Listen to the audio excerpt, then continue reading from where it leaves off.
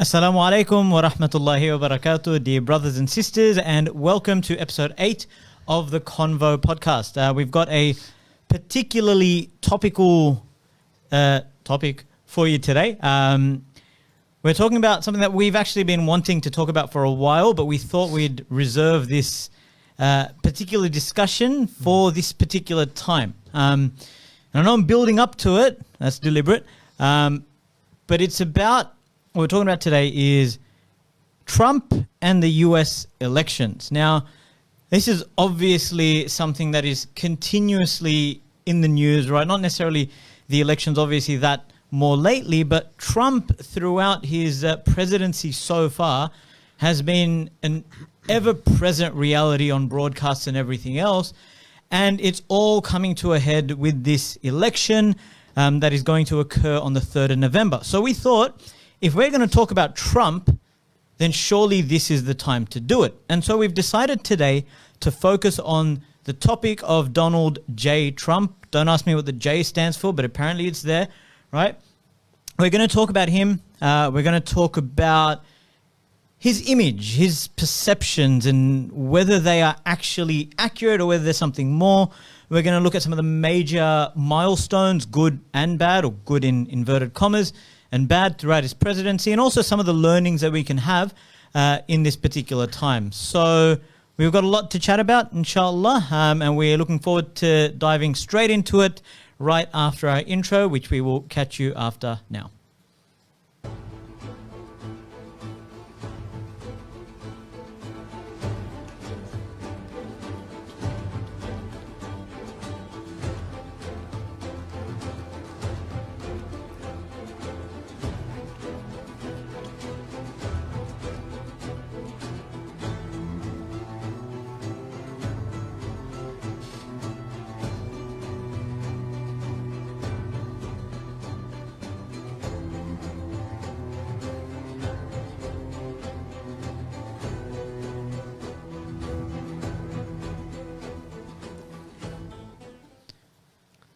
Alrighties, and we are back after that not so long break. All right, so it's not like we could have gone anywhere, but hey. So what we're going to do to start off is we're going to pose a question. So everyone says that Trump is a bona fide Class A idiot. Like, that is the general perception regarding Trump. He is just a brain-dead fool, right? Somehow this fool has climbed up the political ladder and made his way right to the apex of the American political system, and in doing so, somehow accidentally, inadvertently become the leader of the free world. How that happened remains a mystery to many, but hey, here we are, and Donald Trump is president of the United States. So we want to talk about that. And so we want to pose it as a question. Is Donald Trump really, truly an idiot? What do you reckon? Well, I think if you go off sort of singular tweets, and I think that sort of, he has this very, it's not just his tweets, you know, like some of his tweets, I mean, we can't have an episode on Trump without mentioning some of his tweets. I think for me, because that's the only real news. Everything else is fake. Everything else is fake, right? And then his whole sort of where he introduced the coronavirus as China virus, or Kung Flu, which I think is the far more amusing representation. Yeah, and I think some of the other obvious like favorites of all time, one of my all-time favorites, is when he said, I haven't got the words exactly right, but he said something very close to the effect of, it's snowing and freezing during global warming. So I was trying to point out the irony of global warming, because obviously he rejects the science of global warming. So he says, look, it's actually freezing and it's snowing. Look, it's snow. There can't be any global warming. Yeah. So that, it's just like, I think the sort of the heads of your science, in the fields of science, the absolute peaks, the scientist, the scientist that serves the administration, for example, or the leading scientists of America, I just wonder what their reaction would be. Like, even if he's doing it as a joke, like, let's take that for argument's sake and saying, he likes the fact that, whether it's, any publicity is good publicity type thing. So if he's being considered an idiot, at least he's constantly in the news and people constantly talking about, even if it's from that point of view, I feel like people in the area of science would be like, when are we going to cleanse ourselves of this? Speaking of cleansing virus and his officials, there was a fantastic video where you remember how he was speaking about a while ago when he was talking about COVID, and he said that apparently there's some kind of bleach that has some effect, and he's like, I wonder if we can inject that ourselves somehow. And then like the poisons hotlines had spike in calls and everything because people started trying to drink bleach and cure themselves with COVID. But when he said that, they actually had the camera on one of his top advisors, like one of the health officials. And her expression was just like, God, what is he saying? Yeah, so I mean, it's a good question. We're gonna respond to it in the form of not a one sentence answer, but more like a podcast worth of an answer. Yeah. So we'll go through it and we'll sort of have a look at that, and some other issues as well, like any president, when it comes around to election time, you'll see even some of the biggest media outlets like the Washington Post or the Financial Times, the Business Insider. If you look at all of those, I was going to say in the research leading up to this podcast, but I realize I make that point every time. But if you look at these major sort of world media outlets, they all sort of had this, Trump's quote unquote achievements or the key iconic events of the Trump presidency, either from the time of his impeachment or from the time he was in office, right? Elected into office 2016 to 2020. And so we sort of want to look at something similar, but we're looking at it from, obviously it's the Convo, not that the name suggests it, but it's we're looking at things from a little bit of obviously Islamic perspective. We don't give up our Monday nights just to sit here and talk about things like just banter, right? But we want to sort of look at how do we sort of consider this from a Muslim point of view or an Islamic point of view? What lessons can we learn from some of the events that have occurred, and what do they say about not so much him as an individual. In fact, if anything, we want to take the spotlight away from him, and sort of focus it back on America and what's happening behind the scenes. What does it all politically mean? Absolutely.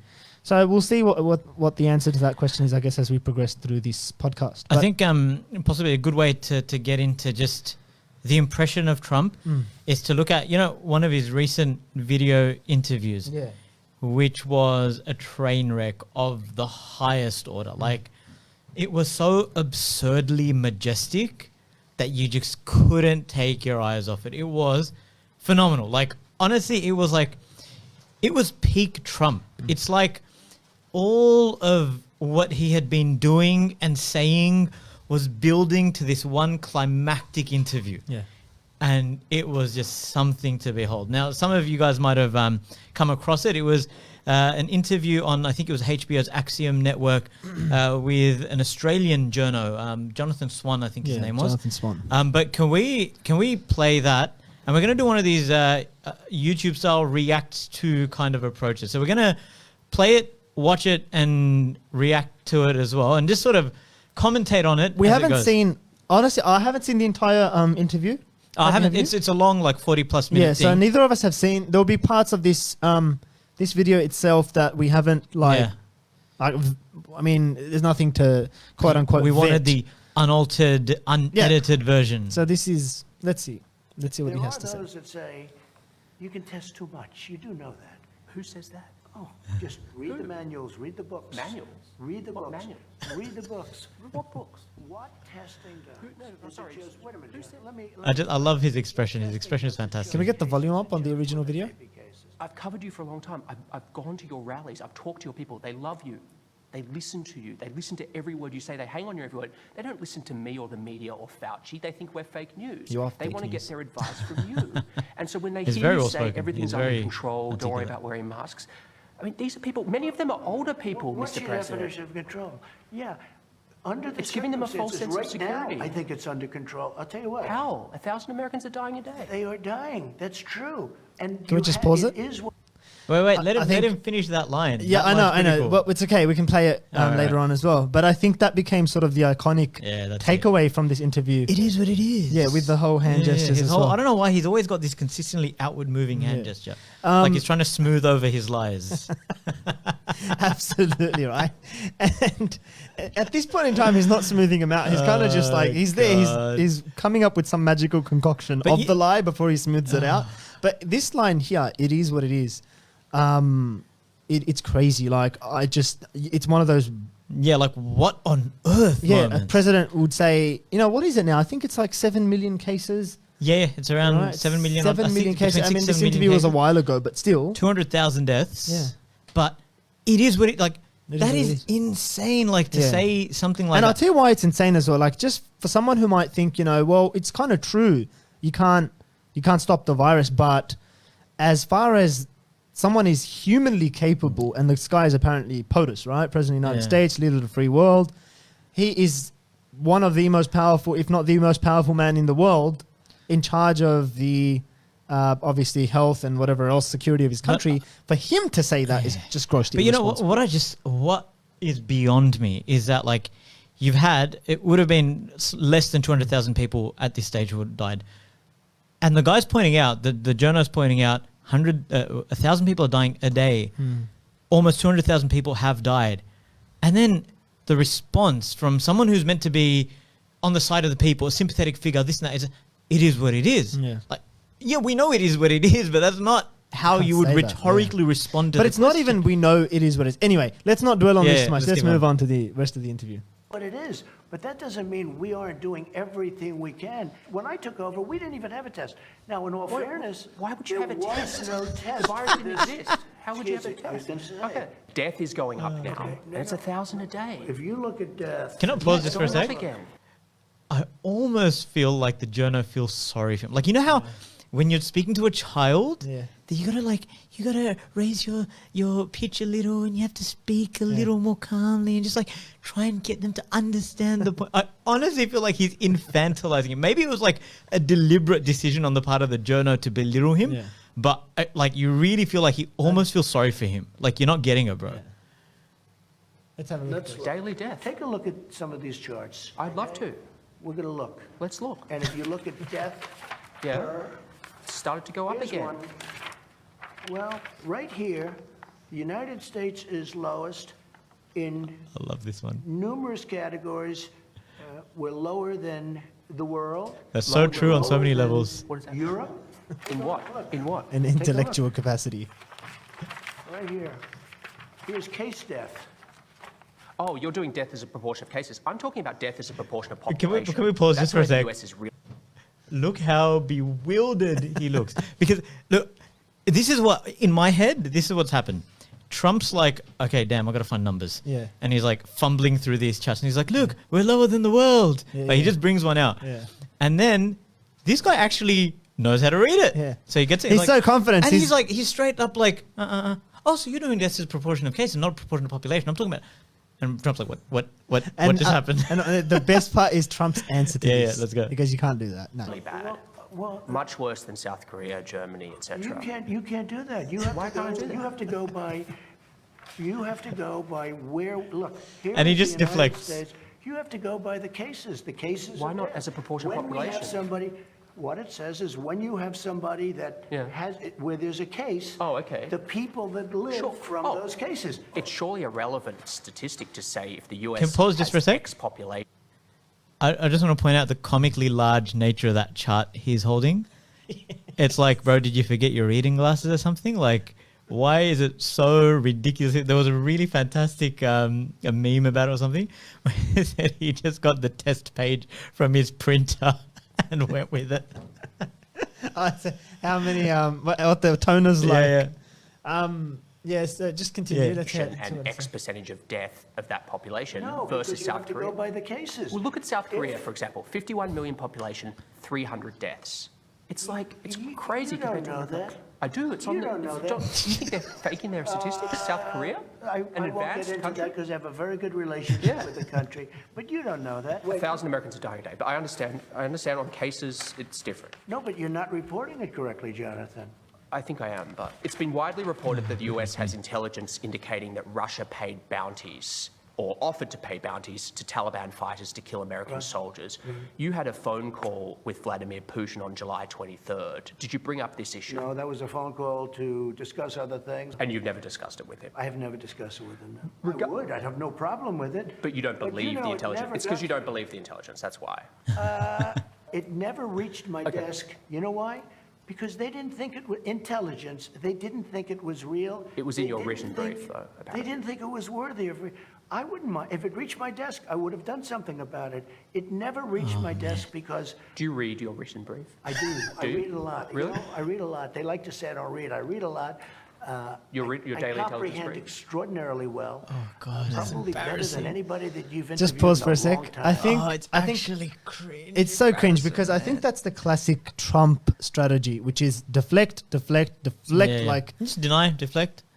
just amazing ability to deflect. Bro, there was where he one- says, sorry, just one sec. Yeah. So where he says, for example, did you read the brief, right? And he says, I'm going to pick out one word from that question. Read. Let's go with read and say, read a lot. I read.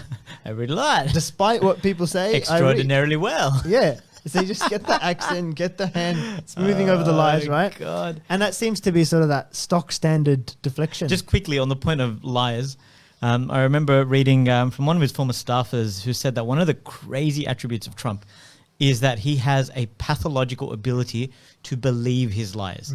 Like, it's ridiculous. It's like he will lie, and actually fully, entirely believe it, like with complete conviction. I don't know how the hell he can do that, but apparently that's what he does. And you can see it from this kind of stuff. Yeah. So continue. I did more for the black community than anybody with the possible exception of Possible. Abraham Possible. Lincoln. Possible. Whether you like it or not, people say, "Oh, that's You really, interesting." you believe you did more than Lyndon Johnson, who passed the Civil I Rights think I Act? did, yeah. How? Because I How got criminal possibly did you justice do? reform done. I got prison reform. Lyndon Johnson. I've done things. Well, He passed the Civil Rights ask, Act. how has it worked out? If you take a look at what Lyndon Johnson did. You think the Civil Rights Act was a How has it mistake? worked out? Because frankly, it took a long time. But for African Americans, But you think that was a under my mistake? administration, Jonathan, under my administration, African Americans were doing better than they had ever done in the history of this country. How do you think history will remember John Lewis? I don't know. I really don't know. I don't know. I don't know John Lewis. He chose not to come to my inauguration. He chose. Yeah, he didn't come to my I party, never so met I don't talk to him anymore. I don't believe. Do you find him impressive? Yeah. Oh, goodness. It's a great way to me. end that. It's a great way to end that. God, I think honestly. I think a lot of people applauded this journalist for putting the Yeah. questions to him, and very very well orchestrated in terms of his facial expressions as a Yeah. journalist, just to show that bewilderment that pretty much everyone, Yeah. apart from his crazy white supremacist supporters, feel when he talks. Just complete bewilderment. Like, what are you saying? Like, that graph makes no sense, and why can't we do this? And he's like, I want to look at this by population. And he goes, you can't No, do you that. can't. No, so you can't do that. You Why just can't I do that? Because it's going to look America look bad. Right? So we can't actually do that. But look, is he like, okay, in that interview, we saw someone who was like all over the place and his tweets are sometimes utterly ridiculous and Yeah. everything else. How the hell did he become president of the United States then? Look, I think the point to be made there is that there's a lesser point and there's a more significant point. I think whilst still worth making, the lesser point is, I respect what you said earlier, or the opinion of the psychologist, whoever as you were quoting earlier, as does he actually he's got some pathological issues? He actually believes the lies, Yeah. or whether he doesn't. I think that's a lesser issue, right? How does he manage to pull it off? But in terms of is he an idiot or is he someone that's playing his cards well? I think it's the latter. I think that and we've always known this. Do you remember when we were back at school, we watched this film called Wag the Dog? Yes. Which was about the Brilliant theatre film, by the of way. politics. Absolutely amazing film. We watched it in By Barry Levinson. I don't remember the name of the director, but I'll take your word on that. But year 10 or year 11, I think, Yeah. with Mr. Pillay, we watched this. Power play. That's it. Yeah, we watched this film called Wag the Dog, which is about how modern day states, and it looked at America in particular, manages its propaganda machine. Yeah. Right? Where it's not the dog wagging the tail, it's the tail wagging the dog. The Yeah. dog being the face of American Absolutely. politics. And I remember there was this iconic scene, and if anyone's seen the film, you remember. If not, feel free to look it up. We don't have enough time to obviously show film clips now, but there was this amazing film where they were showing how propaganda is orchestrated, and they had this lady. They said, "Oh, she doesn't look Serbian enough, so let's get someone looking a little bit more Serbian, so it looks authentic." And then they got her to hold a packet of chips, and she had to run on a set. And then they obviously put in the background of a war zone, and she goes, "It's a packet of chips. How am I supposed to hug her any tighter?" Right? So, the point I'm trying to make is that, way back when we did that in like 15 years ago or something, right? Long time ago. We're old now, but Speak for yourself. but we did that a long time ago, and we're obviously the whole aspect of the drama of politics, where you say something and you're just gonna say what needs saying. Yeah, I think that theatricality of it was always there. It was always there, but Donald Trump is just the epitome of it. But let me look, theatricality in terms of like policy, in terms of approach, in terms of warfare and all that, I get that. But theatricality in the Oval Office, in the office of the President of the United States, like that's where I feel like historically the theatricality has always been restrained, because that office is meant to be one of dignified presence, of sort of restrained sense, not even restrained, but just utter sensibility. Yeah. Although there was a person before Obama who made a joke of that as well. Yeah. So Bush came in and kind in of a very different put way. it down a little. But look, my point It is that, seems like it was a little, because then Trump came along and trumped it completely. But we had Bushisms and we had videos like look, we have about Trump. That's true. But my point is that the office of the President of the United States it's meant to have a particular dignified aura to it. Yeah. And I feel like more so than Bush, Trump has brought his own individual personality to the table, more so than anyone else. Even Bush. Like Bush, it was almost inadvertent. Yeah. Trump, it feels deliberate. Yeah. And then in between, you had Obama, who played the refined politician, right, to a T, right? Harvard educated, this and that, whatever, like lawyer, very well spoken, silver tongued, all of it. And so you had like Clinton, you had George Bush Sr., Clinton, Bush Jr., who kind of muddied waters a bit. And then you had Obama try and bring that dignity back to the office. And then you had Trump, who let it off a cliff.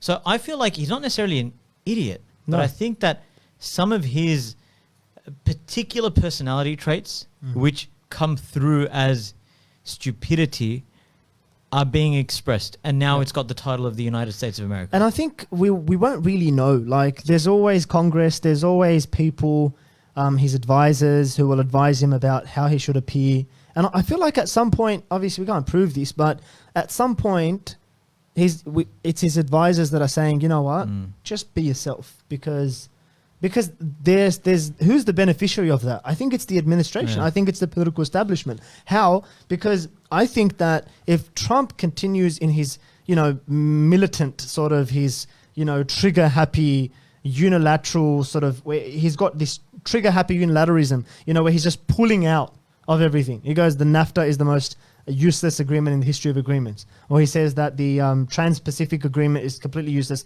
out of that. Or he the picks Paris up Climate Accords Paris as well. Climate Accords, or out of that as well. Right? Which is massive, which is meant to be these, the big countries are meant to control their carbon emissions. We've had these agreed upon targets and whatever else. So there's he has that sort of style where he's very trigger happy. I'm out of this, I'm out of that. Or he comes up in front of press and just says crazy things. You wait, you shut up, I'm going to talk, right?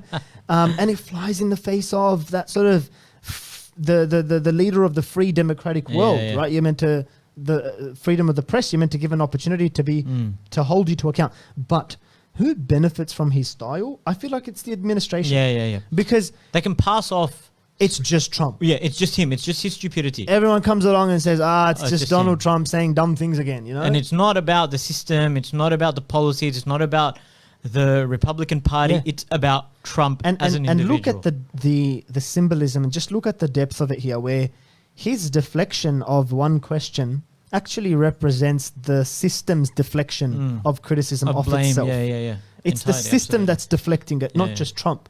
Because Trump's deflection sort of then, the effect they have is for everyone to then double down on Trump and say, what an idiot. Yeah. And everyone starts talking about Trump and And- Trump's isolationism and Trump's militant, trigger-happy unilateralism. And no one's there talking about, well, what about America's foreign policy? Exactly, and then everything gets missed, and everything's under the Absolutely. carpet, and then you got the recognized Israel deals and so forth, all that happening, and then it's like, okay, again, it's focused on Trump, it's what he's doing, but it's systemic.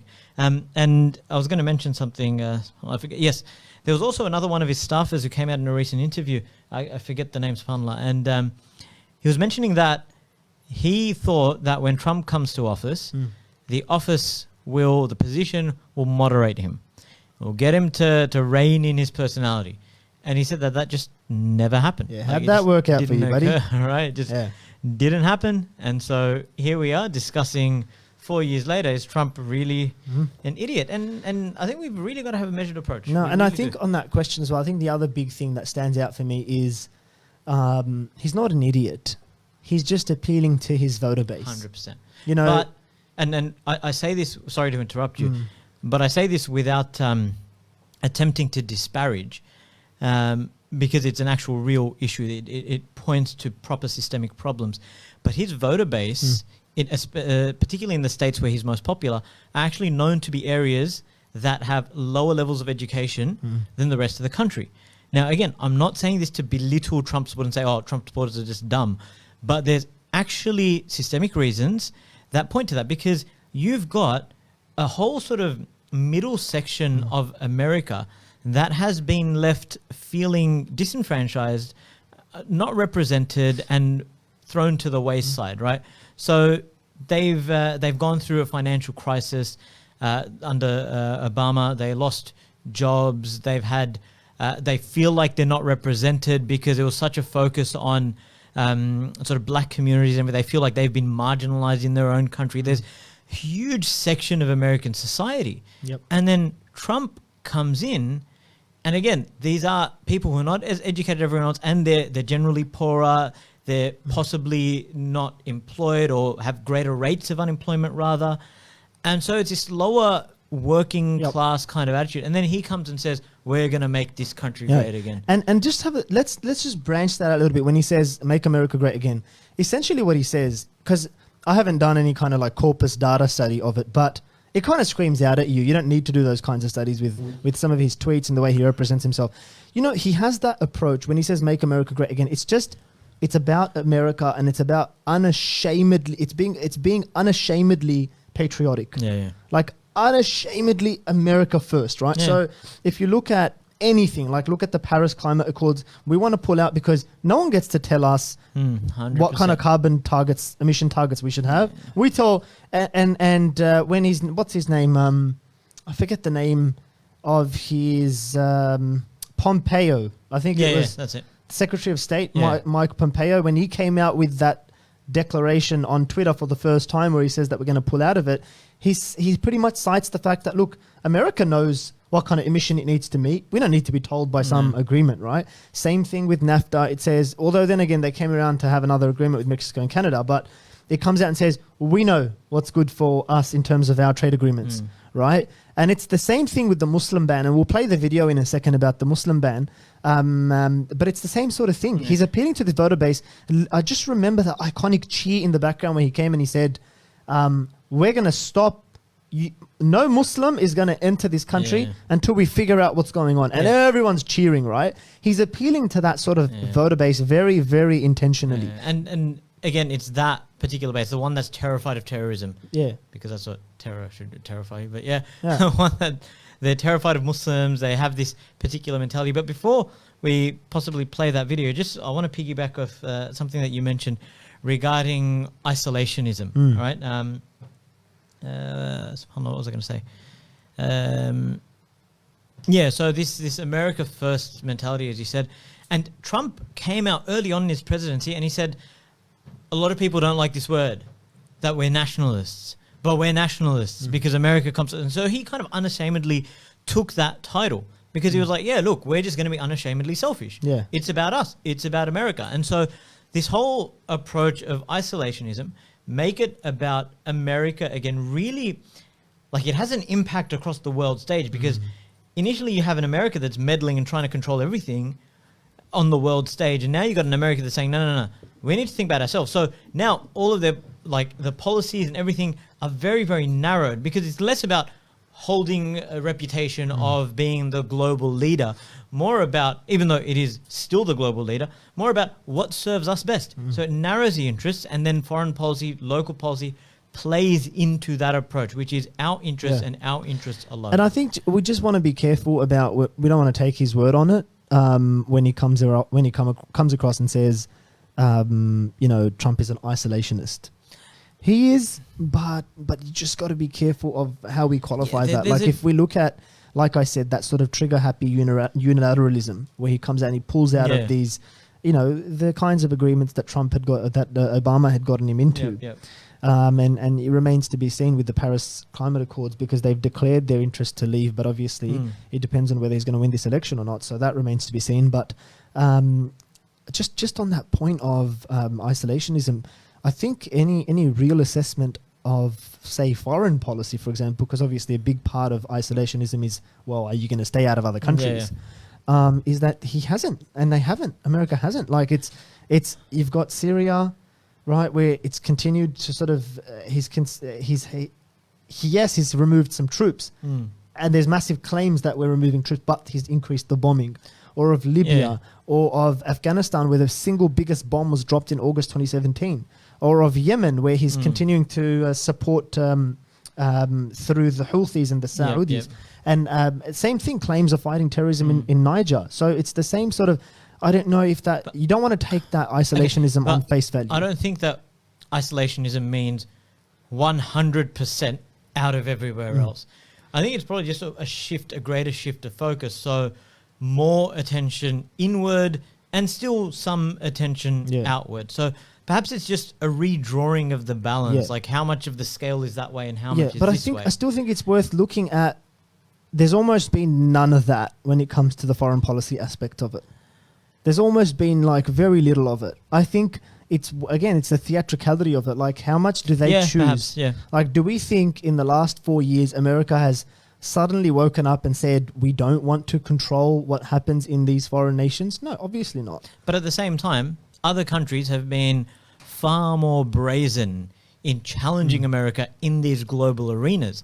And they would only really do that if they smelt blood, right? The post-Cold War America was unchallengeable. You could not challenge the post-war Cold War America, nor could you challenge the war on terror America. True. Right? Post-September. You could not challenge. They said, we're doing this.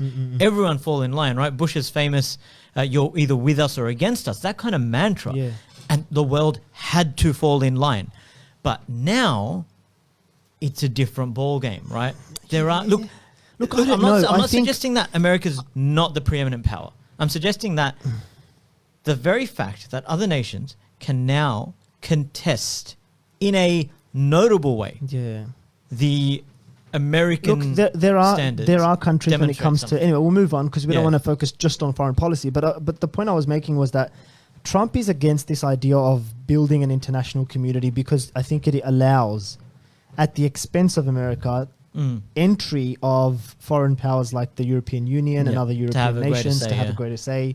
And so, he believes in the development of a system. Sorry, he doesn't believe in the development of a system that diminishes US power.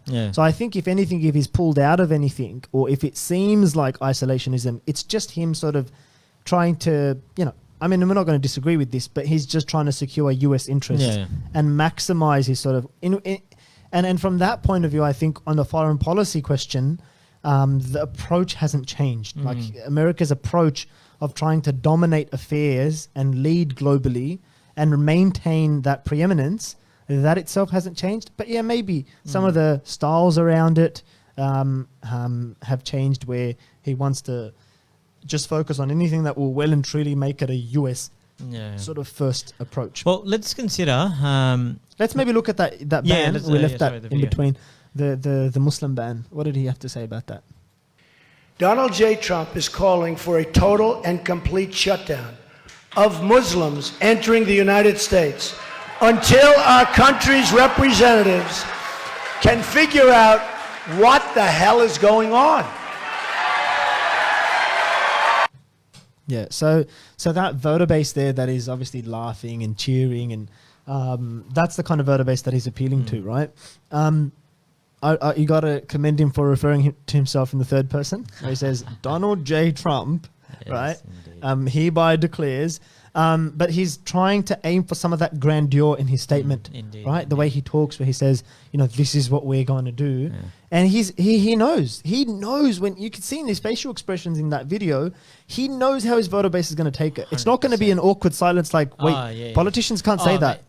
He's a master of rallies, and that's why COVID has been a big issue in his election campaign as well, because especially him contracting COVID, because of those large scale rallies that he really he thrives off that kind of thing, and he that's being stripped away from him, and that appears to be an issue for him as well. But maybe we can just quickly look at maybe some of the key sort of key things that have defined his presidency. So we spoke about the Muslim ban, right? There's that issue. Obviously, I think the other thing to note about that is that it's funny the way Biden comes out now and he vows to sort of repeal this ban. Not just repeal the ban, but he says that I will have Muslims in my administration, and you gotta give it to him for come on, man. If Trump didn't have this Muslim ban, as if you'd come out and say, so they'll appeal to the very thing that he'll get that sort of silent majority from the American public who sort of feel that, okay, no, we're not happy with this guy because he's coming out too brutal, all guns blazing. So we're going to go the opposite way. We're going to go the opposite direction. So, I mean, there's a little bit about, we shed light on the Muslim ban, but what else was there? I think his impeachment was pretty important. Maybe not. Look, his impeachment and his acquittal. Yeah, so it kind of fizzled out, right? It did fizzle out, It was big news, right? Fake news, big news. Not fake news, it was real news. He's being impeached, right? President of the United States. I think he was only the third ever to be impeached. For orchestrating a kind of foreign interference from Ukraine, an investigation into Joe Biden. Yeah, all that, trying to influence things. A few other issues, he was acquitted, but I think it just spoke to the level of dissatisfaction around him and his presidency. But then, once he's acquitted, he wears that as a huge feather in his cap to say, I'm clean. Right, you can't. It doesn't stick on me. Nothing you throw at me sticks. Right, and so you could just sort of slide out away from that entire issue. But it was a pretty big deal when it occurred. A very big deal, in fact, because I think a lot of people didn't fully understand what impeachment meant. It was just that it's going to be looked at. It's not that he's being impeached. It sounds like he's being removed. I think the other thing people felt. I remember my father commenting to this effect quite a few times during the whole trial investigation. Well, it was a trial as well, I guess. It was in court. Was that there's no chance in the world that this guy is... It's dramas. And with the postponement of the sentence, it looked like, okay, there's no way this is going down in the way that it's being made out to go down. And I think, as you said before, you referred to it as the theatricality of it. And I think a lot of it was that. And it's a massive win for Trump. Massive win. Then there was the whole Black Lives Matter. Which that was huge. You can't... I mean, we've dedicated a previous episode to it, but... with Black Lives Matter, I think the big standout thing for me there was the fact that after having sort of silenced a sea of protesters, he stood in front of the church holding up the Bible. If you remember that iconic image. Goodness me, that was crazy. Tear gas the protesters and make his way for a photo op. But you know what gets it, like, on this, when your society is so very apparently and deeply fractured. Like, it's broken. And his language is one that almost effectively doesn't admit that, one, or possibly incites it. And that's what's astounding about it. But again, is that Trump being Trump? Because that's what we're taught to think. That's what we've come to think, it's just Trump being Trump.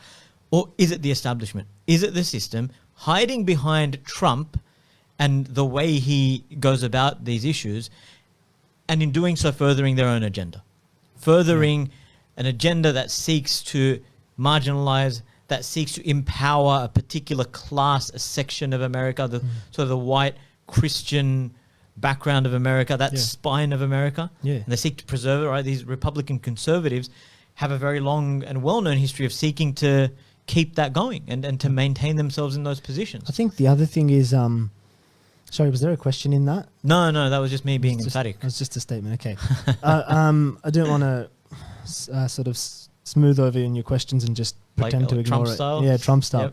Yep. Deflect any questions and just get on with my point. Yeah, I read a lot. Can you imagine in response to one of your questions, I just say, Bro, please, one of these days. we'll try when I it. ask a No, question, not do one a of these Trump days. response. We'll do it when one of the questions we ask to each other by the end of this podcast. All right, we got to do a Trump pick a style random response. word and just But I deflect. can't do the accent. It's just, I can't do it, man. The accent. I got a lot of accents. Oh, God, no, please. Bro, it's cringe. All right, let's do it.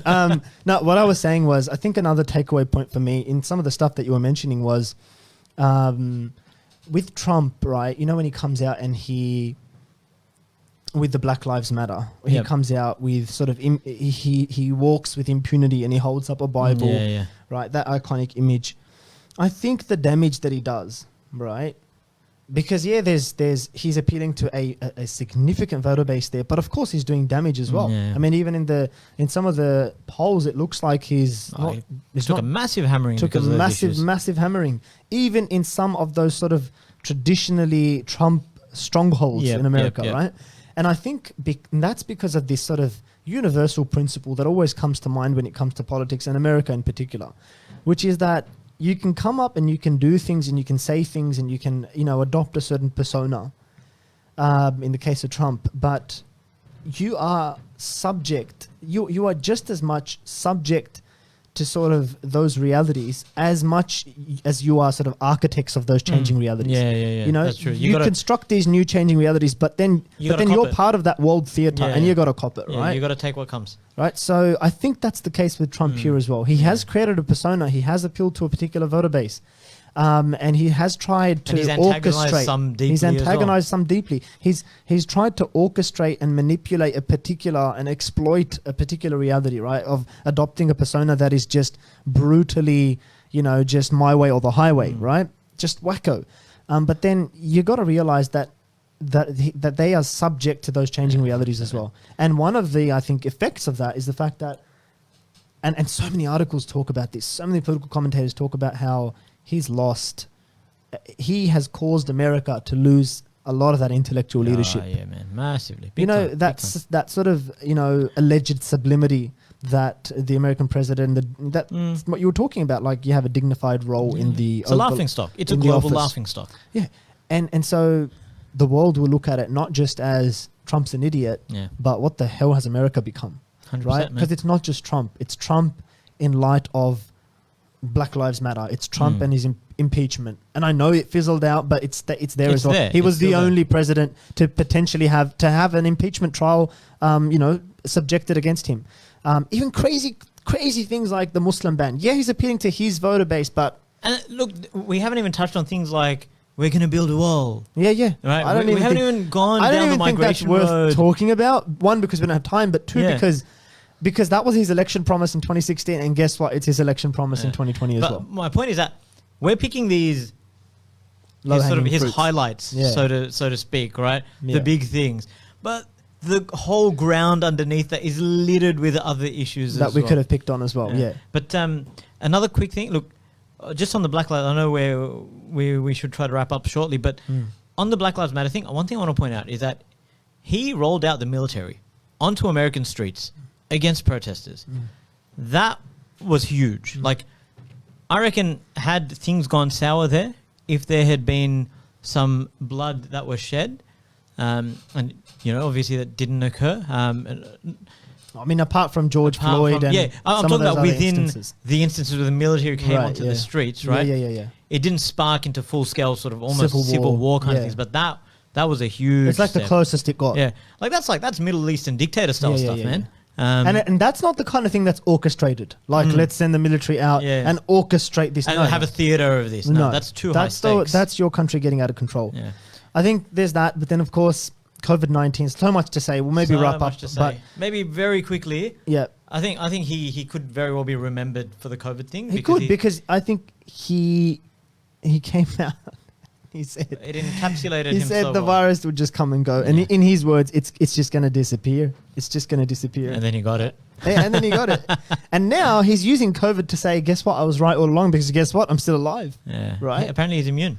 He's immune to Yeah. it. Congratulations, buddy. And he downplayed it the whole massively. time. He And downplayed then every it. time he's brought to task on downplaying, he said, no, we've been talking about corona. Like he denies entirely. So he downplayed it when it happened because he said the virus is just going to come and go. And then people interviewed him and said, so you said the virus was going to come and go. It did the coming part. It's not going. Doesn't seem like it's doing the going part. He downplayed it in that interview we showed with Jonathan Snow. And then he's downplayed it when he got it as well. He said, look, I told you, I was right all along. It's just I'm immune to it. You'll be immune to it. No one's got to worry about anything. And of course, it is what it is with the 200,000 deaths. 200,000 deaths. I think it was, about 7 million cases. Yeah. And it doesn't show any signs of letting up. And the thing is, it's his rhetoric. It's his rhetoric. As the journo Jonathan Snow was pointing out, it's his rhetoric. Yep. Like the complete disregard. Now, we're not going to get into COVID conspiracies territory at the moment, but the sort of the blatant disregard, the sort of the pushing for people to not take on health advice and just sort of effectively ignore it entirely. Yep.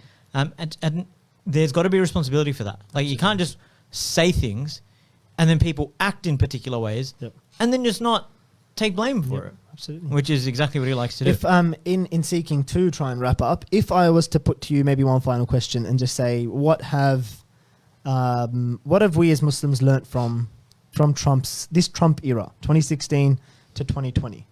What would you say are maybe some big points? Look, the thing is with Trump, the one thing that I wouldn't say a positive, right? But one notable thing about him is that because of the way he is, he doesn't mince his words.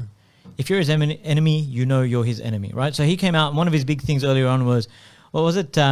Islamic radical terror. What was it? It was radical Islamic fundamentalism. Terrorism or fundamentalism? Anyway, whatever it was, right? It was a controversial term because they had the word Islamic in there, and he just went straight out and said it, right? And he did the Muslim ban and everything else. So at the very least, it was clear that Muslims, we're not with you.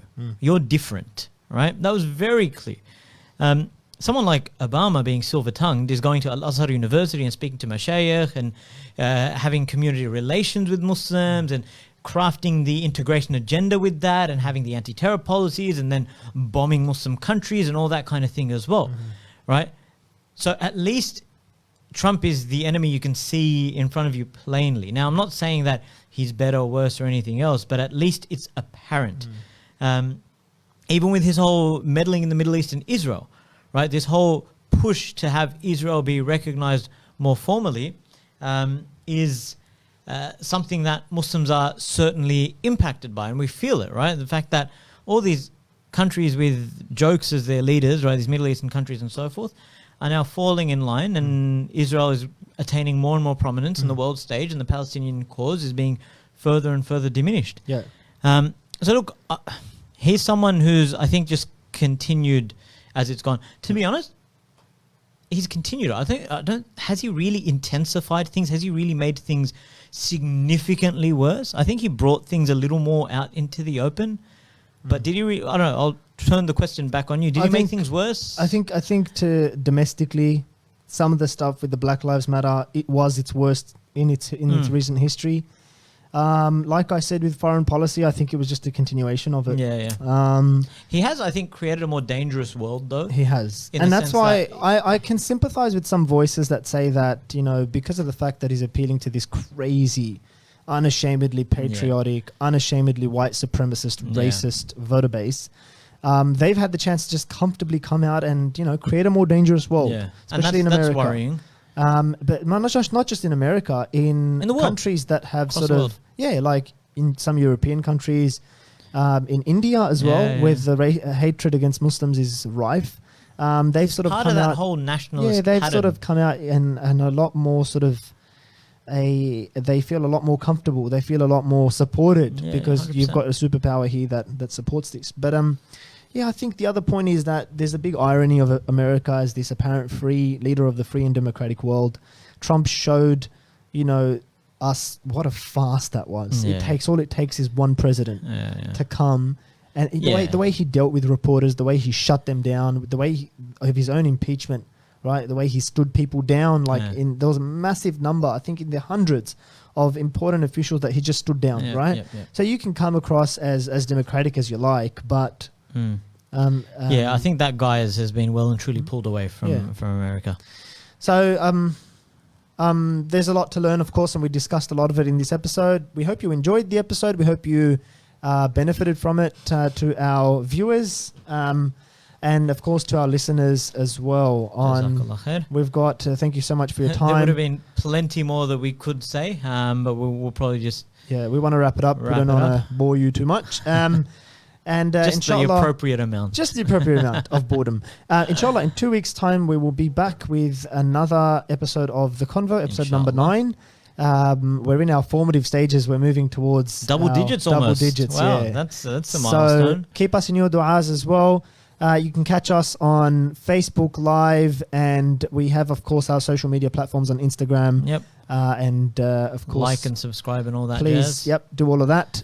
Share the word if you liked, found interest in, or benefited at all from today's podcast. And if you have any suggestions of what we should talk about in upcoming episodes, or if you'd like to join us in the studio, please get in touch with us.